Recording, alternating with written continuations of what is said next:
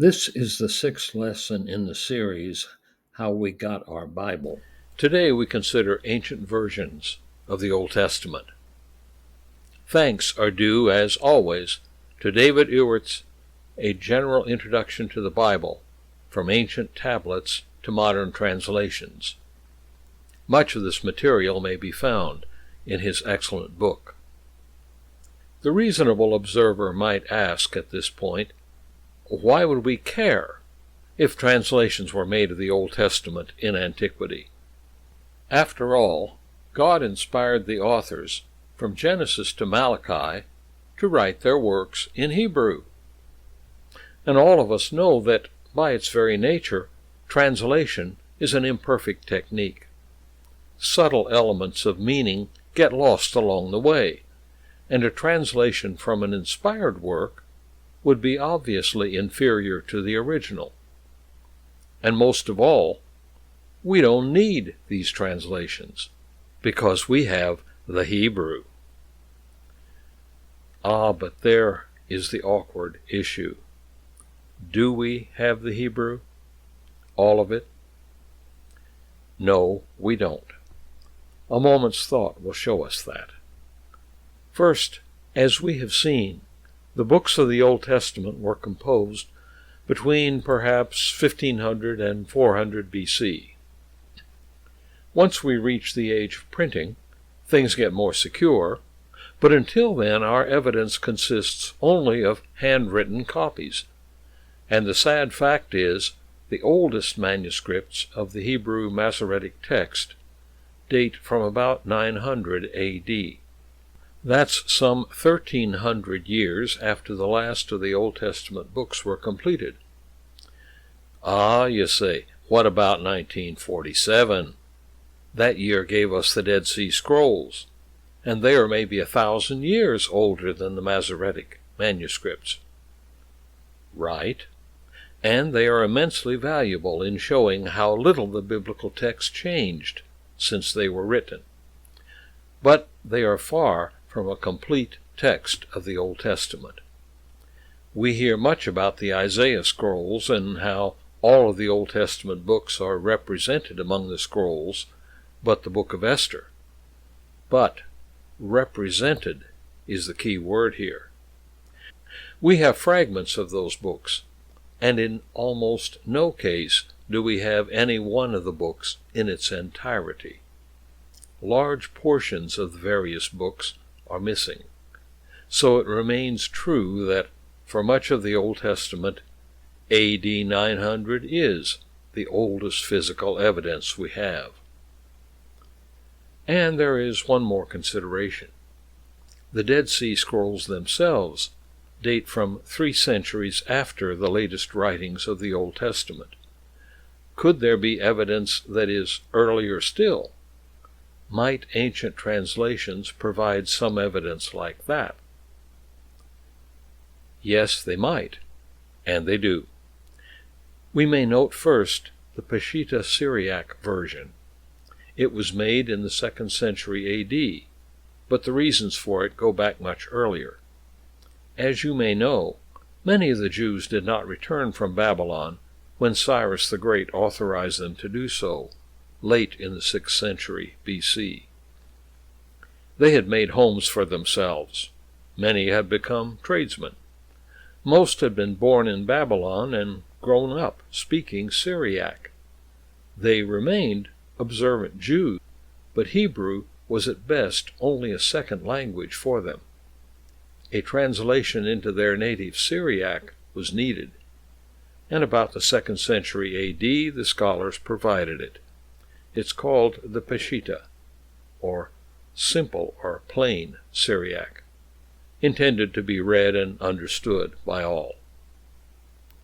But by the 2nd century AD, the message of Jesus was going out into the world, and both Jews and Gentiles were its audience. The missionaries quoted the messianic passages from the Old Testament, but they drew equally from the newly composed New Testament works. And so, they prepared a translation of the New Testament also. Combined with the Old, it provided a complete Bible for Syriac speakers. Now, as is true for the Hebrew manuscripts, we don't have the original documents of the Peshitta Syriac. We have copies of copies. But our oldest copies come from as far back as the 5th century A.D. That's some 4 centuries older than the Hebrew manuscripts, and they provide an independent voice to tell us how the Hebrew text read when the translation was made back in the 2nd century.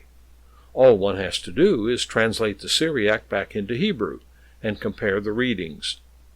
And so we are blessed to have the Peshitta, one of the very few ancient translations of the Old Testament. Valuable as it is, the Peshitta dates only from the 2nd century A.D. Wouldn't it be marvelous if we had something earlier still? Well, we do. Witness the Samaritan Pentateuch. It's earlier, all right. The history is well known, of course. In about 722 B.C., the Jews' northern kingdom of Israel was destroyed by the Assyrians, and the conquerors followed their usual practice, deporting much of the population. They believed that a conquered people would be easier to control if moved out of their ancestral homeland. People from other lands dominated by Assyria were moved in to take their place.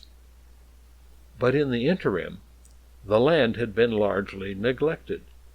Brush and trees had grown up, and the animal population had increased. The newcomers soon found that lions were a threat. 2 Kings tells us that they asked the Assyrian king to send someone who knew the God of this land, who could teach them how to worship him so that they could obtain protection from the wild beasts. A priest was sent, and many of the pagans then learned to revere the true God, at least after a fashion. They intermarried with remnants of the Jews who remained in the land, and took on a version of the faith of Israel. Do you recall what happened next? The Jews from Judea, freed from exile in Babylon, returned to their homeland. They began to rebuild the temple. The Samaritans, who had come to a faith in the one God, offered to help them, but the men of Judah refused. These were mongrels, half-breeds, who did not deserve to worship the true God. A few more years, and Ezra and Nehemiah returned to Judea to lead the people in rebuilding the walls of Jerusalem. By then, however, the Samaritans, stung at the insult they had received, had become resentful and hostile. Then it is that we read of Nehemiah's troubles with Tobiah, Sanballat, and the Samaritans. Well then, though scorned by Jerusalem, the Samaritans still considered themselves to be devotees of the one God and of his law. They had made a copy of the Pentateuch into Samaritan script, and since Jerusalem was unavailable to them, they had built a temple on Mount Gerizim.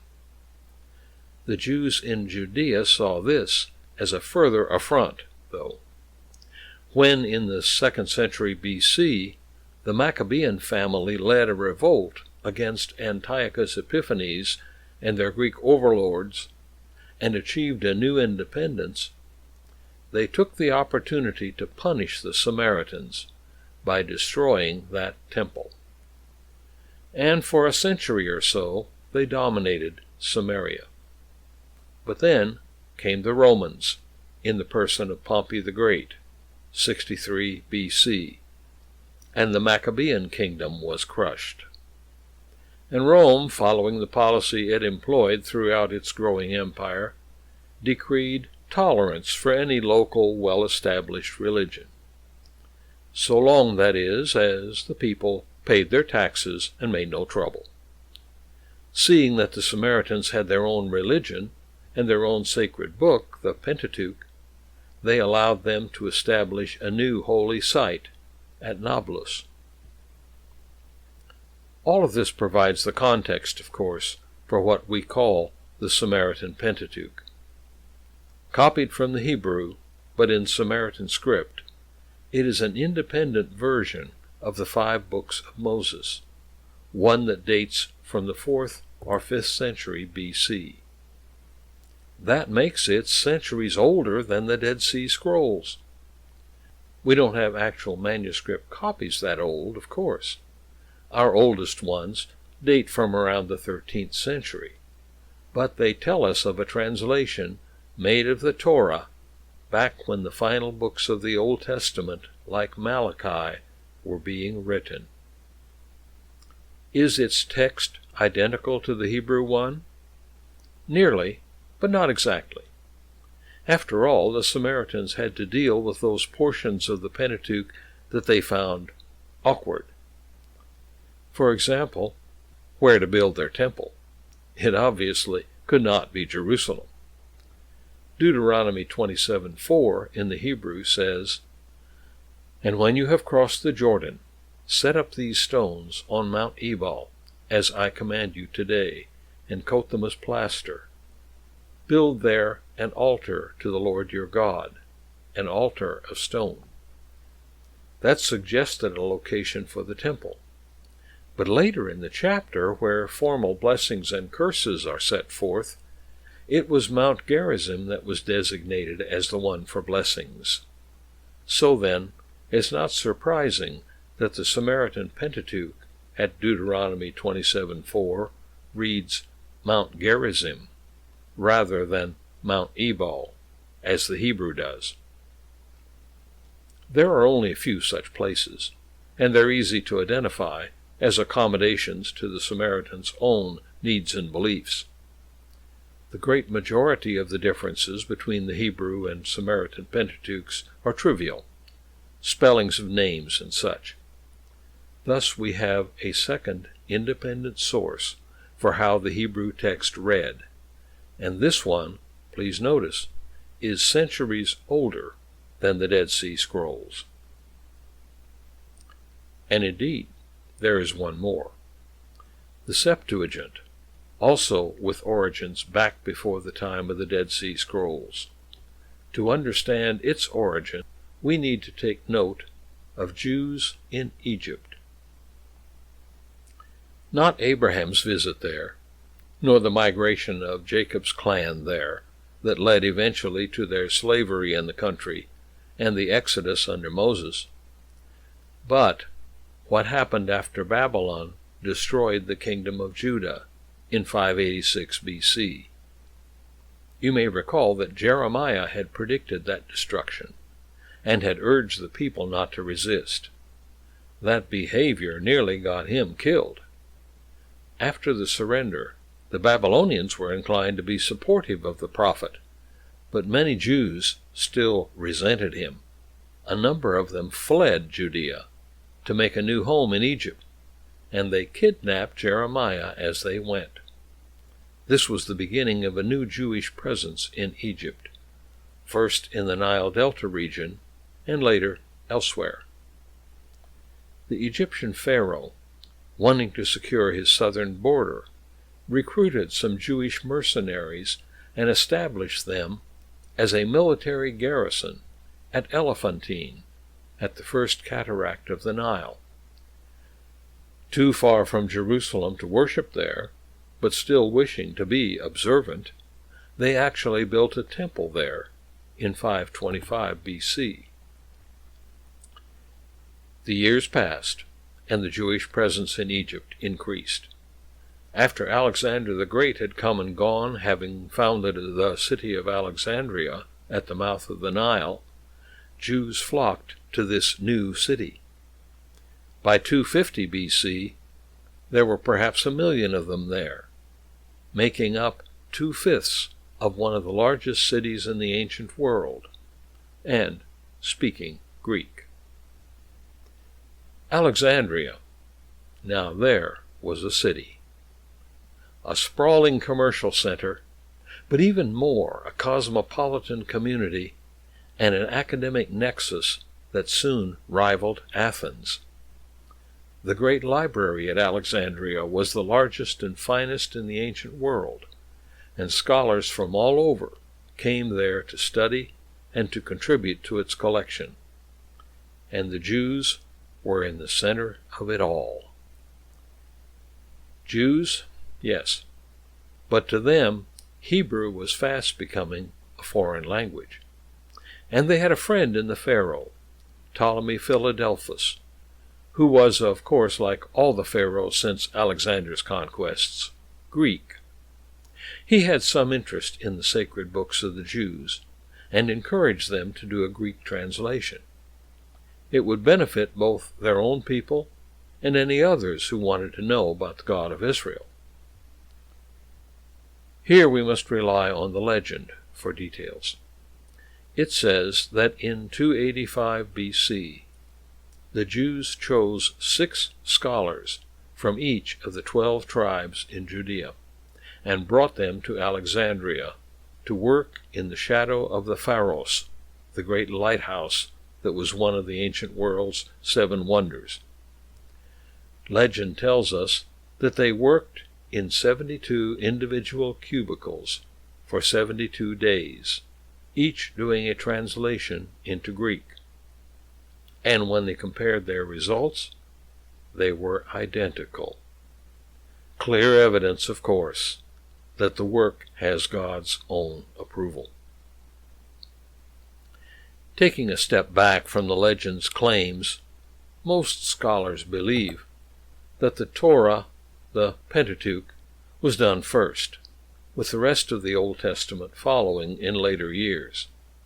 But all of the translation was completed by the 2nd century BC. It was called the Septuagint, derived from the Greek word for 70, rounded off from those legendary 72 scholars. We should note as well that the Septuagint included the Apocrypha. But it's worth mentioning as well that the different manuscripts that we have of the Septuagint include different selections from the books of the Apocrypha. It's as if the translators had been ambivalent about those books, with some favoring some of them and others. So now, we have a third translation of the Hebrew Bible, and this one the most influential of the 3. How well was it received, this Greek Bible? It was, of course, born out of 2 opposing influences. There was a clear need for the sacred text to be available in Greek, so as to be accessible to a Greek-speaking world. The Jews themselves, scattered as they were around the Mediterranean, needed it. And as they sought proselytes from their neighbors, a common language was a great help. But on the other hand, the Jews had some uneasiness with this project. After all, it was their sacred text, God's own word, and he had provided it in Hebrew. A curse had been placed on adding or deleting anything. What about translating it? Was that, after all, really permissible? In the end, need trumped their reluctance.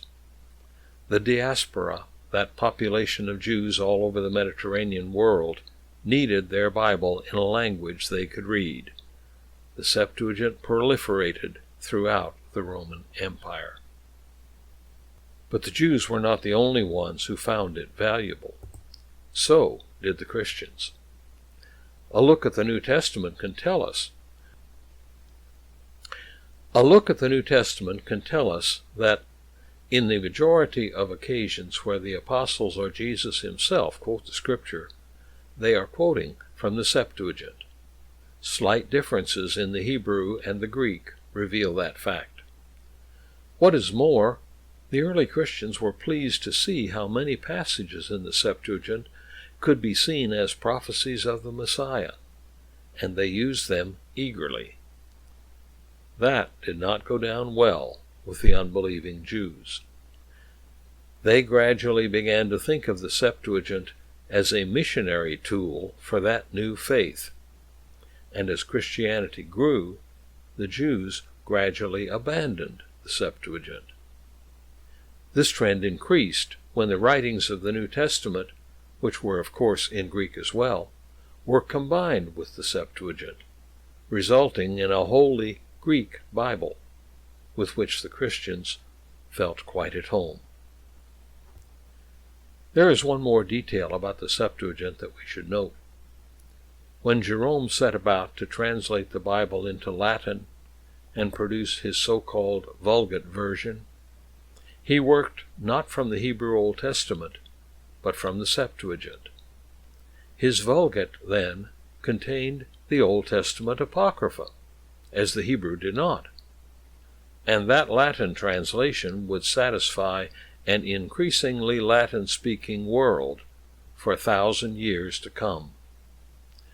The question of the Apocrypha, then, would remain a live one for Christians down to the time of the Reformation and beyond. The Septuagint remains, in fact, an indispensable source for biblical scholarship to this day. After all, the oldest manuscripts of it that we possess are dated to the 4th century A.D., about as old as our oldest major manuscripts of the New Testament, like Sinaiticus and Vaticanus. That's half a millennium older than our oldest complete Hebrew manuscripts, the Masoretic text. Where, then, have we come in this session? We have seen that there were 3 significant translations of the Hebrew Bible made in antiquity: the Peshitta Syriac, the Samaritan Pentateuch, and the Greek Septuagint. At the time that they were made, each one served the needs of people who wanted God's Word in their own language. And now, as we look back over the centuries, they serve another need. They provide 3 independent sources of evidence for the biblical text as it was back before the manuscripts we have of the Masoretic Hebrew. If you have questions about this lecture, or any of the others in this series, you may address them to me, Dr. Jerry C. Four, at yahoo.com.